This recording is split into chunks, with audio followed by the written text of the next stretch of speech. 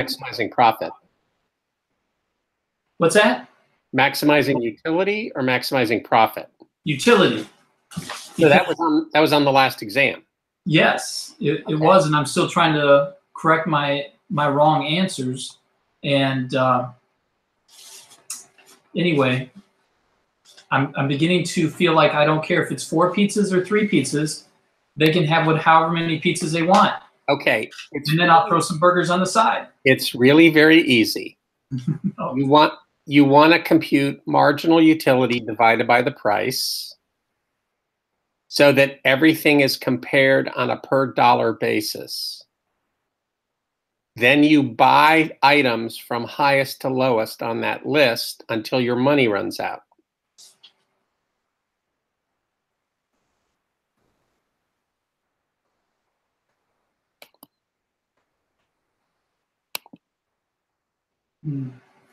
Well, I'll do the math and see what I come up with. Okay, there's a video that I made of working through that problem. Did you look at that video? The link is right above the first exam on the course outline. I will take a look at it. I have not seen that. Okay, that's me walking through the problem in class. Okay, so if you have problems after that, let me know again because I can help. That's why I'm in HR. Why is that? I said that's why I'm in HR and not in microeconomics. Right. John, you there? Yes, sir. Yeah. Where are you? It looks like a beautiful location. I'm just at the Anderson Center. Oh. I just got up work at the fitness center. Okay, nice, nice. All right, well, we may as well get started. Okay, we are heavy into the theory of the firm now. Hopefully you have worked your way through production and costs, and you've mastered perfect competition. This week, we are supposed to be doing producer behavior in the real world, which is the modules on monopoly, oligopoly, and monopolistic competition. What you should remember about those is to find the profit maximizing point, the profit maximizing level of output. It's always going to be where MR equals MC, where marginal revenue equals marginal cost. The only exception to that is when you're below the shutdown point, which means the price is so low that you can't even break even, and you can't even cover your variable costs. But 9 times out of 10, that's not an issue.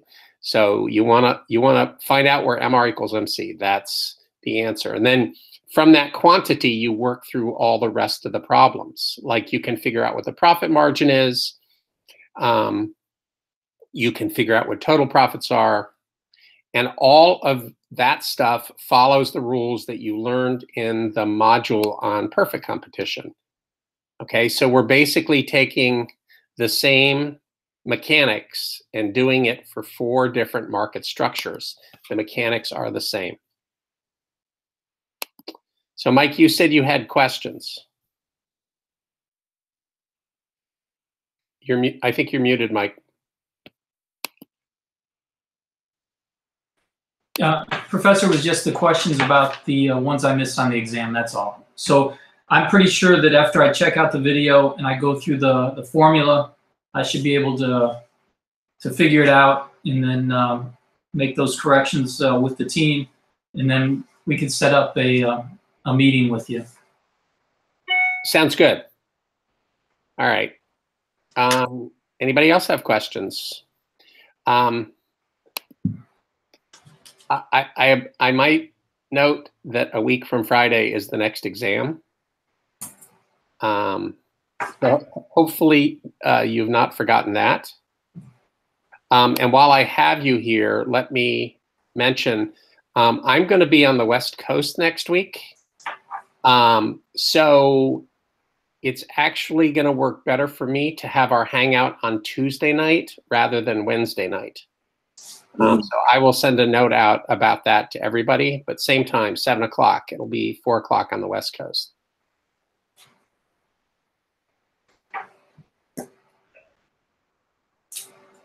Okay, so anybody have questions about the material? Will we have any more assignments prior to the next exam? No, there's not enough time.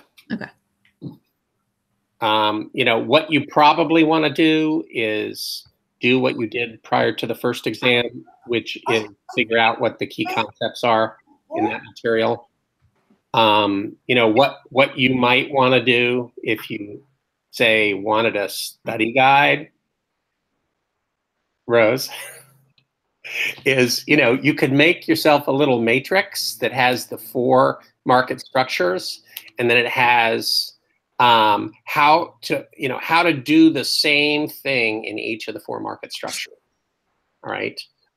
So this exam is going to cover production and cost, and then it's going to cover the different market structures. And there's a little bit of material at the very beginning, like reading the Norberg article, which is on the course outline. That's a pretty interesting article about what business is.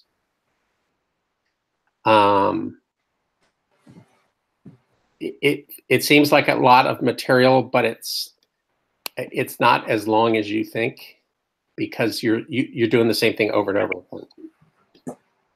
One of the things that you should try to do between now and next week is take a look at all the material and figure out what you don't understand, so that you can bring questions in next Tuesday for the Hangout. That would be a good use of your time.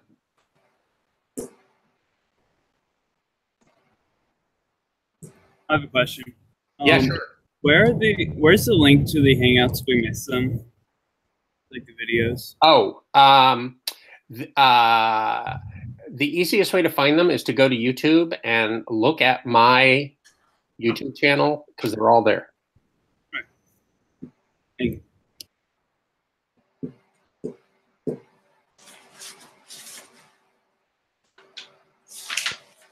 So Rose, if you happen to be up at, say, 3 or 4 in the morning, and you're not doing anything but maybe rocking in the chair or something, you know, you could you know, outline the econ stuff. Yeah. I just started is it pronounced oligopoly? It is. Okay. I'm working on that section. Yeah. Oligopoly is actually the hardest market structure. Okay. And the reason why is because there's no generally accepted model of oligopoly. There are different models that apply in different situations. The best we can do is think of it as similar to monopoly. So if you had to draw a graph, you would have a downward sloping demand curve, because oligopolies have a lot of market power. The marginal revenue curve would be under the demand curve. Marginal cost curve would look like your Nike sign. And where you want to produce is, again, where MR equals MC. Then you would find that little intersection, draw a dotted line down to the x-axis, and that's where the quantity is that you want to produce. And then draw that same line up to the demand curve, and that's the price that you're going to want to charge. I wish it was that simple for me. I have a little more experience than you do, Mike. Yeah. And so I have 2 advantages over you. One is just I've done this enough times, but because I've done it enough times, I understand the schema. So I know where everything goes, which makes it easier to recall and to notice similarities and things like that. That, you know, just comes with practice. Yep. Like more of it. Like riding your bike.